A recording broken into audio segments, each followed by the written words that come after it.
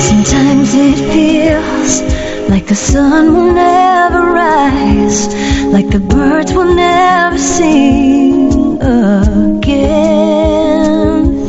Believing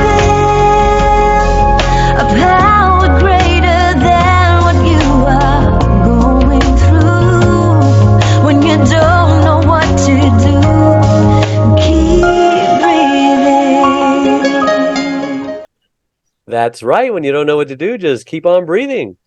From the City of Angels in Los Angeles, welcome to all my listeners out there in Radio Land. I'm Dave, the Caregiver's Caregiver, at caregiverdave.com, along with my lovely co-host, former mayor of a California beach town and best-selling author, Debbie Peterson. And we're also coming to you live and on demand 24/7 on numerous syndicated radio network podcasts on 26 global audio and video platforms, including iHeartRadio, iTunes, YouTube, Spreaker, SoundCloud, Vimeo, Stitcher Radio, Blog Talk Radio. The list goes on and on. And in fact, we are proud to be voted #1 caregiver podcast of the top 50 on Player FM, and #2 caregiver podcast on FeedSpot out of the top 60, and #2 on caringvillage.com. And we have an especially exciting show planned for you today. Mariann Aalda, one of the first African-American daytime soap opera heroines. I thought you looked familiar. Starring as criminal attorney DiDi Bannister on ABC's Edge of Night. Today, she's prosecuting ageism with her TEDx Talk. Ageism is a bully. Stand up to it. It's a solo show. Getting old is a bitch, but I'm going to wrestle that bitch to the ground. And as an AARP Age Disruptor, thanks to syndicated reruns, she's still often recognized as Lita Ford, Anthony's yuppie-from-hell girlfriend on CBS's Designing Women. But before we get started, I do want to take this moment to thank my last week's guest, certified nutritionist. Amy Fox is on a mission to educate everyone about how our food choices affect our health and happiness. And just a reminder, you can watch or listen to that interview and all our interviews on our membership website, caregiverdave.com, or any of our other 26 global audio and video networks that I mentioned earlier. All right, enough of that. So great to have you on the show, Mariann. Great to be here, Dave. After a few little technical mishaps, we're finally together. You know, it's funny because you're talking about being a caregiver. Somehow in my earbuds, it sounds like Caregiver. I thought, is this a show about beer? A caregiver. Now that's an interesting concept. I'll try to enunciate get a beer. So I like to ask my first guest, just who is Mariann Aalda, and why was she placed on this earth? I was placed on this. You know, funny you should ask that. I have this belief that actually my mantra, my what I live by. Talent is what God gives to you. What you do with it is your gift to God. And amen. I think that God gave me this talent to make people laugh, to get them to think.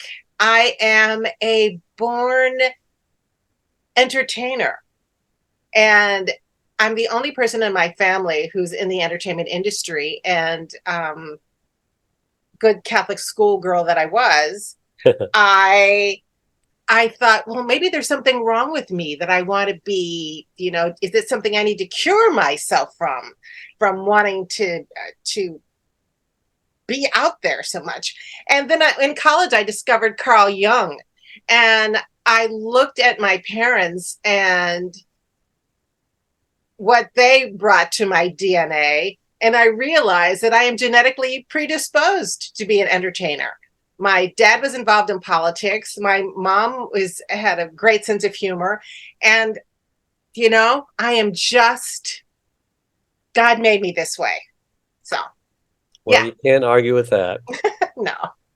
So I just want to ask you, what got you into the show business? At what age? And was it successful at first, or took a lot of challenges and hard knocks before you made it to your own show?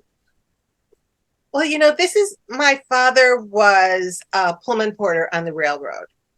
And when he was gone a lot of the time, but when he would come home, he would bring like loose change, his tips, and books that people would leave. So I can remember 9 years old reading Psycho-Cybernetics. Oh, I love that book. Okay. That changed my life. Yes. Okay. I was reading it at 9 years old. Wow. And, Think and Grow Rich and all of these books Wow. as a kid. And one of my favorite authors was Laura Ingalls Wilder. I was very big on The Little House on the Prairie. Mine too. So I grew up in the Midwest in Chicago, and those really snowy winters, I would imagine myself out on the prairie, and I would imagine myself in a world different from my own. So my imagination was always very vivid. And when I was, I guess around 6 or 7, I was a big fan of the Mickey Mouse Club.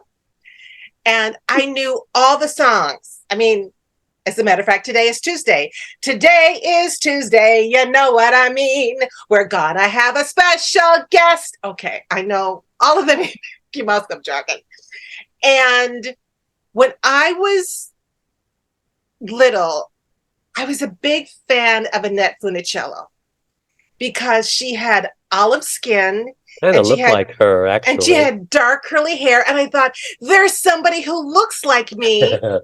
And I wanted to be a musketeer. That became my, and I was reading Psycho-Cybernetics, and I thought, I can create this for myself.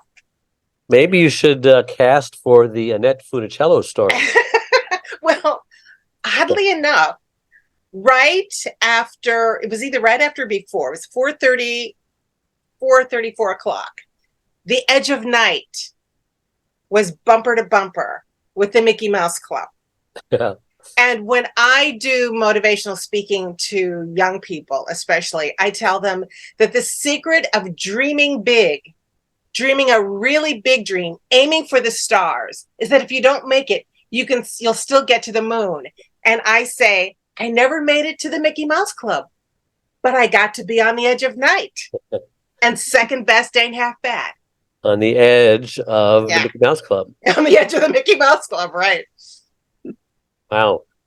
Debbie, you want to ask a question? Sure. Switching a little bit. I was really intrigued by one of the comments that you made about say your age. And I know that was kind of maybe one of your last things, but it's interesting because I do that now. I just figure I'm going to go around saying, hey, I'm 67. But one of my problems is I'm starting to feel my age more. So at least you don't look your age. I'm 75. And when people tell me I don't look my age, I say, yes, I do. It's just that we're not used to seeing this on television. And, I'm maybe getting ahead of myself here, but I made a great living in television as an actress. And when I hit my mid-50s, the casting director stopped calling because ageism is very prevalent in Hollywood. It's getting better, though. And I became a hypnotherapist because I think actors have a natural curiosity about human behavior and motivation, and I had to make a living. And I spent a year in training at the Hypnosis Motivation Institute in Tarzana, California. You can learn to hypnotize somebody probably in a weekend, but it takes longer to learn how to use it therapeutically. And most of my clients were from the Tarzana, Encino area, and they wanted for nothing. They had lovely homes. They were starting to become empty nesters. They had careers. But they were suffering midlife depression. And that's when I realized that we as a culture have all been hypnotized into believing that women lose value and social and sexual currency as we get older. And the funny thing is that the positive suggestions I gave to my clients took root in my own subconscious mind. And eventually I reclaimed my acting career because I had to walk my talk. And my very first solo show I did at the HMI auditorium, and it was snap out of it. You've only been hypnotized into believing you're over the hill. And that just became, I started doing sketch shows and stand-up comedy. all geared towards an audience that was underserved, undervalued, and underappreciated. And when I do humor about aging, I don't do self-deprecatory humor. It's everything to celebrate getting older. I don't do those, oh, everything is sagging and that, no. Even when, I'll tell you one joke that goes over really big, because I am a uterine cancer survivor. Wow. As soon as I finished my radiation, I immediately got into a stand-up workshop of women. And one of my jokes that goes over really big is that just because I no longer have a uterus does not make me feel like I am less than a woman. I think of my hysterectomy as an internal Brazilian. If you're going to landscape the runway, why not declutter the terminal?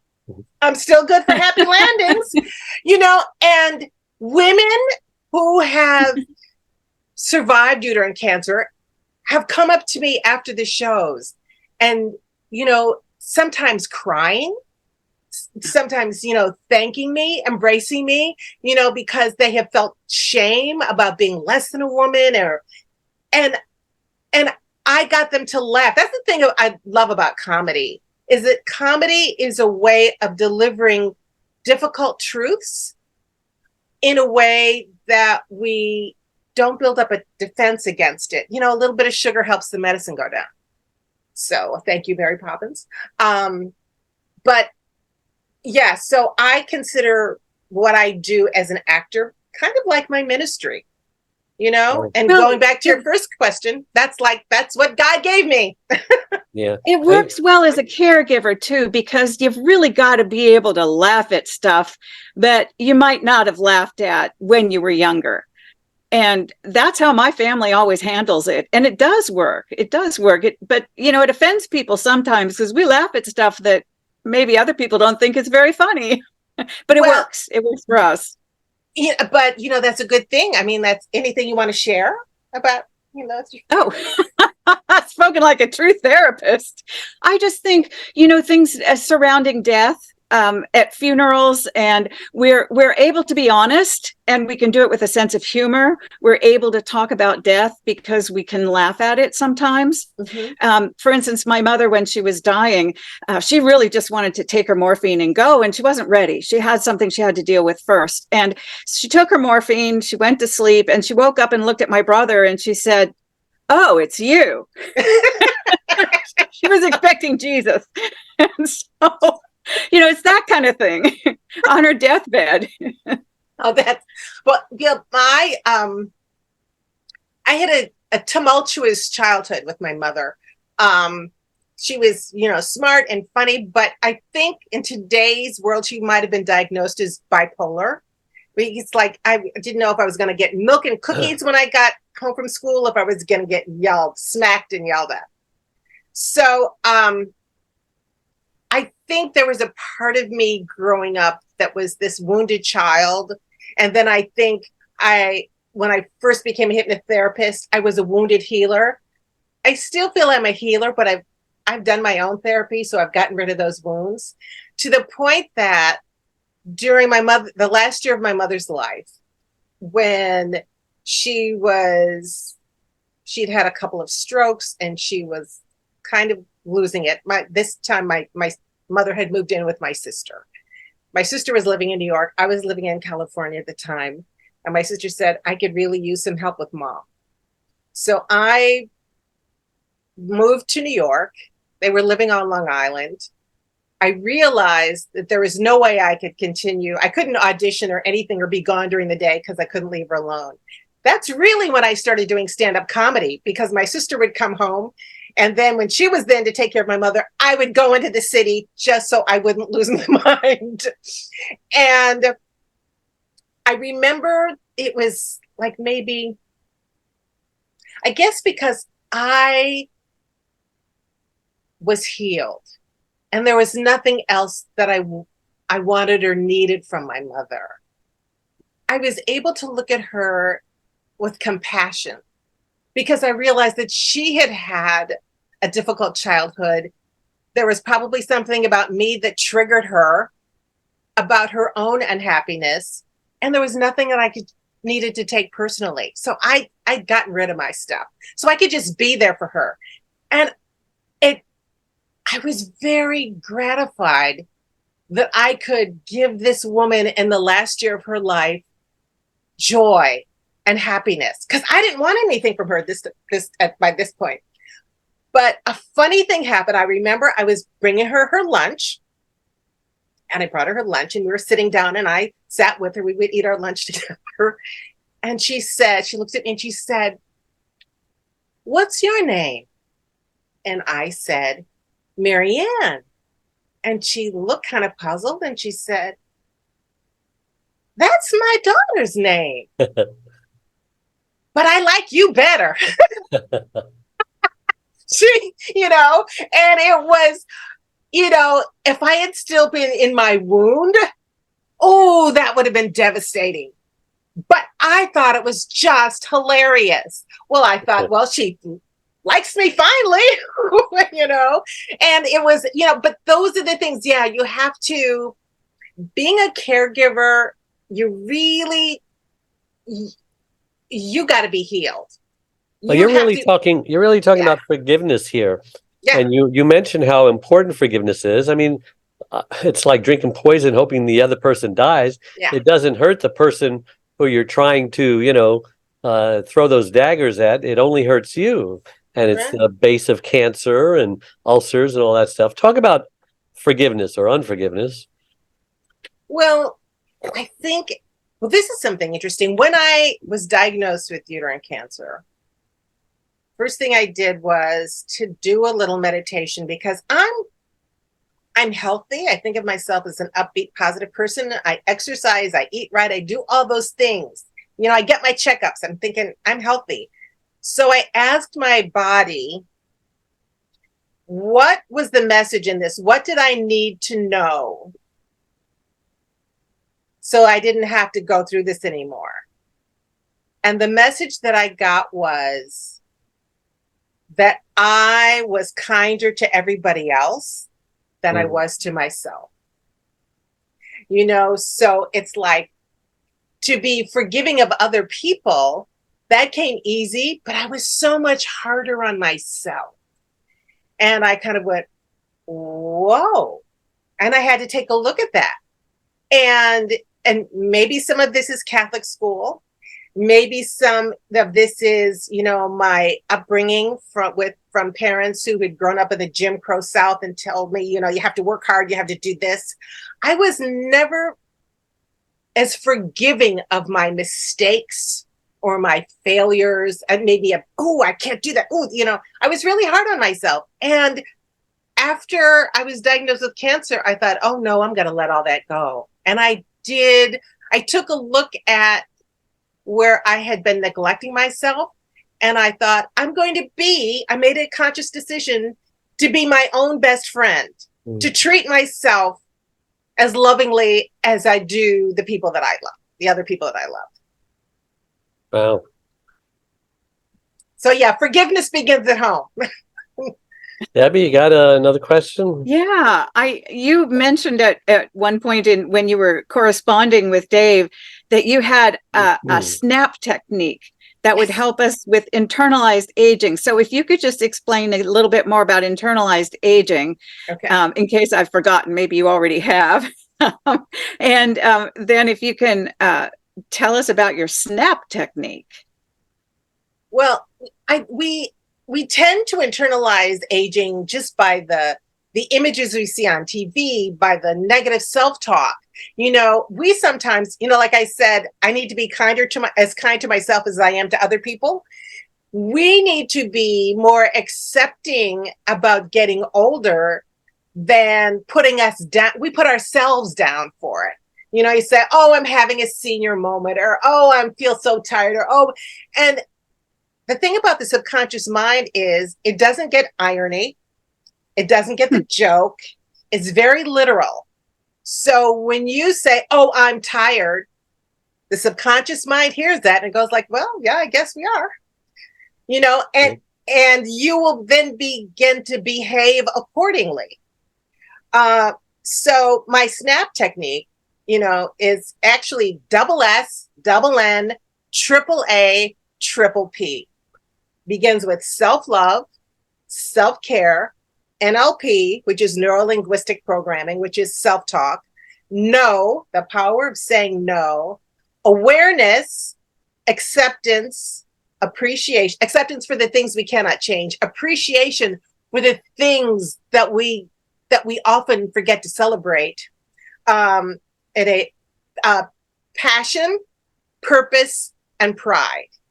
Those 10 things, starting off with self-love. Start up every morning when you're brushing your teeth. Look into the mirror, look into your eyes, and say, I love you, Mariann.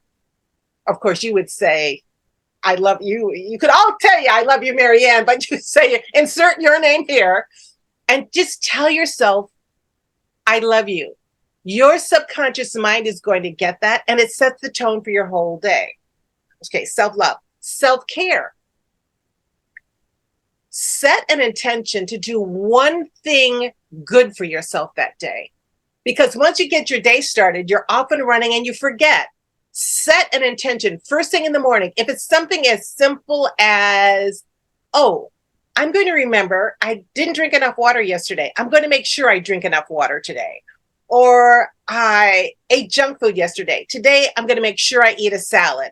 Or I've been eating really well all week. Today, I'm going to give myself a cookie. But set an intention, because again, the subconscious mind recognizes that you are doing something good for yourself, and it will begin to then seek out other good things for you. And then aware, I have put a little rubber band on your wrist sometimes. And when you find yourself saying, oh, I can't believe I did that. That was so stupid or whatever. Catch yourself, snap the rubber band, become aware of the negative self-talk. I worked with Della Reese, and there was something that she used to say. She was a Unity minister. She used to say, be careful about what you're thinking about when you're not thinking about what you're thinking about. In other words, become aware of those fleeting thoughts that you're not paying any attention to that might be negative, that just sink into your subconscious mind. Yeah, I do that. I do that. Somebody told me, why are you thinking what you're thinking? And why are you feeling what you're feeling? We'll go off and all of a sudden we'll feel this thing in our gut and we'll stop for a moment. There's, it must be heartburn, and just keep on walking. No, right. I stop and I say, wait a minute, where did that come from? Yeah. Somebody planted a seed in my mind, the devil, whatever. And unless you identify it and say, well, that's not true, I don't believe that, and pluck that out by the root, it's going to germinate. And maybe in 5, 6, 10, 20, 30 weeks from now, that thing's going to be a monster sabotaging what you're trying to do. Well, not only identifying it, but challenging it with something, with a positive thought. Say, I am so stupid today. Mariann, how smart of you to recognize that you just did something dumb. You won't do that anymore. Yeah. Because sometimes, good. You reframe all of those negatives. And, and you, like I said, you don't take it beyond something that your subconscious isn't ready to accept. So for example, if you said, oh, I just did something really, really stupid, to turn around and say, you're brilliant. You might build it, but if you said, well, how smart of you to recognize that you just did a dumb thing. Yeah. That was really, good catch. Good for you. And you give yourself an attagirl or an attaboy for doing that. But yeah, each one of those things. So self-love, self-care, awareness. I'm going to just skip the A's and I'll go to the P's now, especially for older people, because I'm writing a book and I want you to bring me back on when I've got the book. Okay. When I finish with the book. But passion, purpose, and pride. It's really important to find something that you're passionate about as you get older, something that makes you want to get up in the morning. Sometimes it's something that you pursued maybe in your childhood and you let it go away. You know, pick up the tuba again if you want to, you know, start playing piano again, join a chorus, but take steps to do something. Find out what you love to do that's going to motivate you to put the energy into doing it.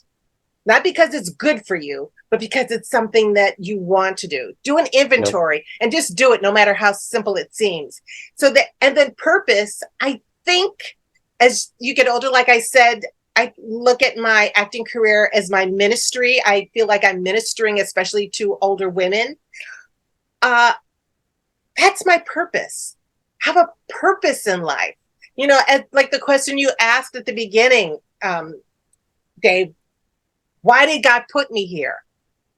Figure that out. If you haven't asked yourself that question lately, ask it today. Figure it out and come up with a good answer. Or if you can't come up with a good answer, ask yourself that question before you go to bed, and then tell your subconscious to deliver the question in the morning. I mean, this is my idea of prayer.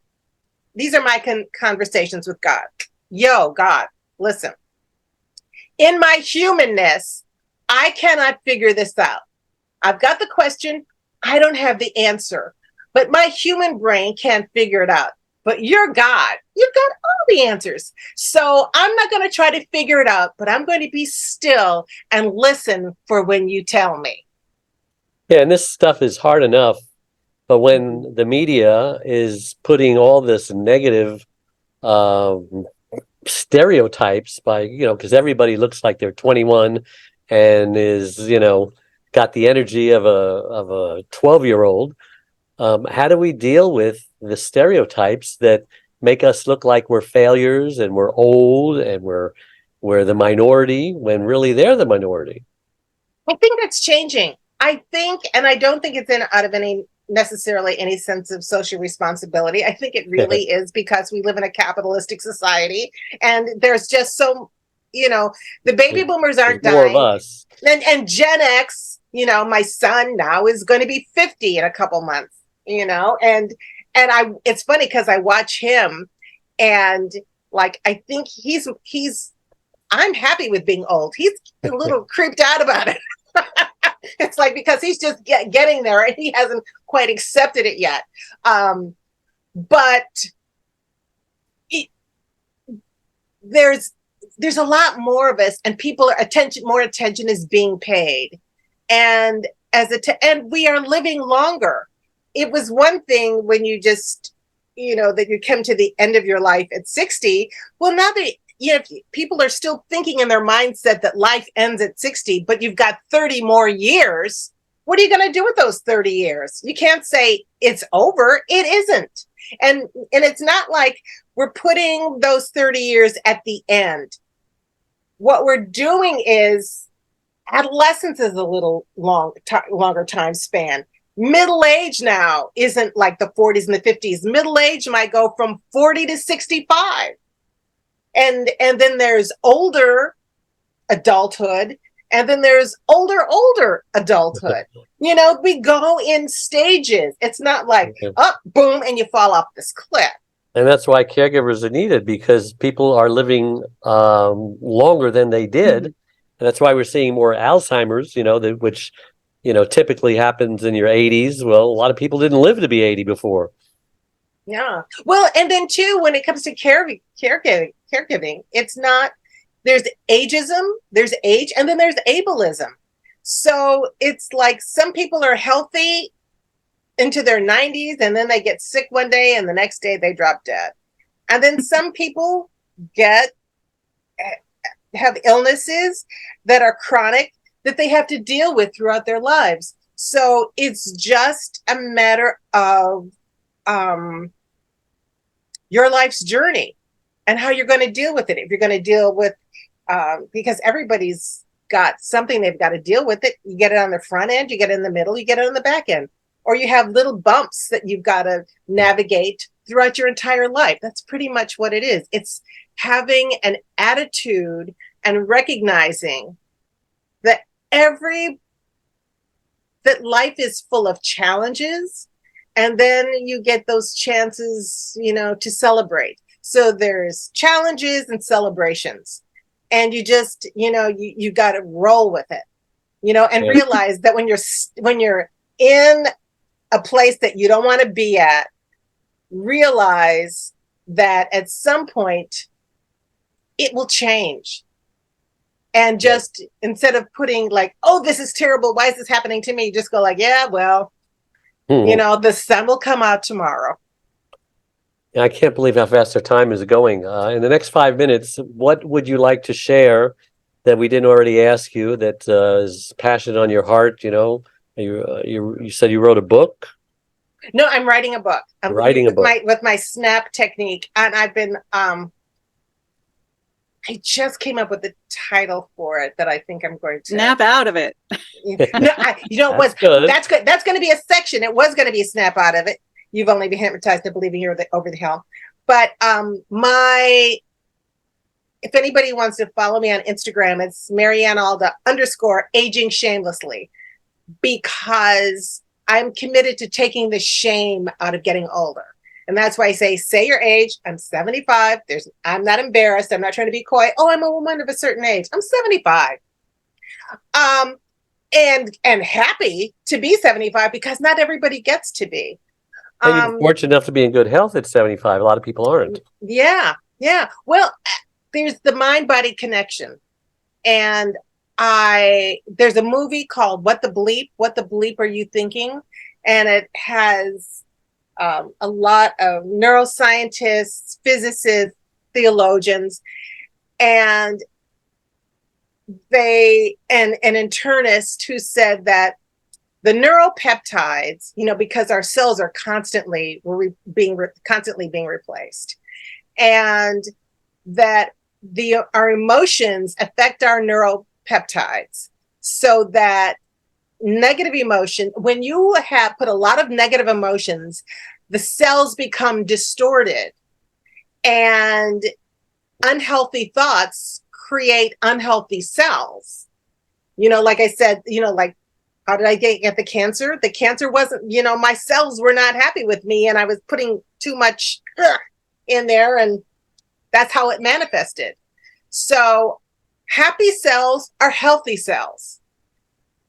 As a matter of fact, Becca Levy did a study at Yale University, and it has been proven scientifically that people with a positive outlook about getting older live on average 7.5 years longer than people who have a negative image of getting older. That. Yeah. So, and I'm getting my 7.5 years, I tell you. So how can people get a hold of you if they want to find out more about you or learn how to, do the hypnotherapy or whatever? I would say follow me on Instagram, because I'm always posting and keeping that up to date. That's probably the best place. It's Mariann Aalda _ aging shamelessly, and check out my TED Talk, because that'll set you off on the right path. Because as I say in my TED Talk, because women at a certain age talk about being invisible. And I kept hearing that, oh, I'm invisible. If you're feeling invisible, find a way to shine. Raise your hand, take a stand for something that lights your fire. Because when you're on fire, you are not invisible. Amen. Amen. Debbie, how can people get a hold of you? Find out what you do? Easiest way is mayordebbie.com. And you'll find out all about the books I've written, The Happiest Corruption, City Council 101, and a chapter in Wickedly Smart Women, mayordebbie.com. Ben Franklin said, evil men rule when good men do nothing. And it's not easy to be a politician these days, or to stand up and, lead a nation when they're so divided. So my kudos to you for doing what you do. And remember, all our live shows become recorded pod and video casts on all your favorite platforms. And my #1 best-selling book, Secrets from the Hammock, Uncommon Wisdom for Uncommon Times, is spreading wisdom all over the world.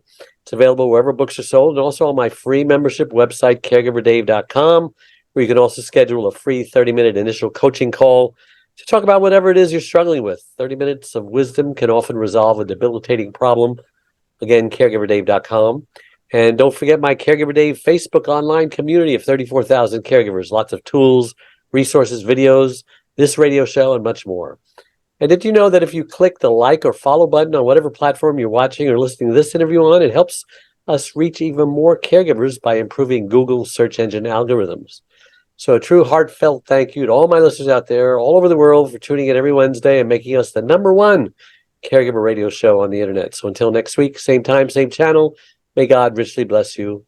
And thank you guys so much for coming on. Bye-bye. Thank you. Bye-bye. We are a community of caregivers that understands and supports you wherever you are in your journey. We are a place to connect with other caregivers, but more importantly, a place to get practical, actionable help. There are lots of ways for you to get support. First of all, you can download our welcome pack. This will get you started on your Thrive journey. Next, you can ask and get answers to your questions by posting them here in our private Facebook groups. You can also get live online support by attending one of our live weekly Connect webinars. You can get practical, actionable advice by listening to our weekly podcast. You can hear and read other stories about other caregivers' experiences. Plus, add your own in our weekly Share Your Story forum, posted every Tuesday in the Facebook group. You can access essential resources and download practical Thrive Solutions packs, all of which are geared to help you thrive as a caregiver. You get lifetime access to all of our resources. Again, we're here to support you and help you thrive and to enjoy your life as a caregiver. And remember, this is a place to get hope, not just cope. Dave Nassaney, the caregiver's caregiver, has just released his 6th book entitled It's My Life Too, Thrive to Stay Alive as a Caregiver. It was specifically written for caregivers who know they should be putting their needs first, but just don't know how. Dave is the sole caregiver to his wife, Charlene, since 1996. He knows firsthand what caregivers are going through because he is one. He now speaks all across the country, offering caregivers his amazing caregiver support package. Even the airlines tell us that in the event of an emergency, to put your oxygen mask on first before you help your child with their mask. They know that those who don't heed their advice often black out, thus becoming unable to help either themselves or their child. And caregivers are exactly the same way. It's My Life Too, Thrive and Stay Alive as a Caregiver will help caregivers who are neglecting their sleep, diet, and social life and learn to put their needs first. Pick up your copy today or buy one for your special caregiver, on sale everywhere and at caregiverdave.com. Sometimes it feels like the sun will never rise, like the birds will never sing.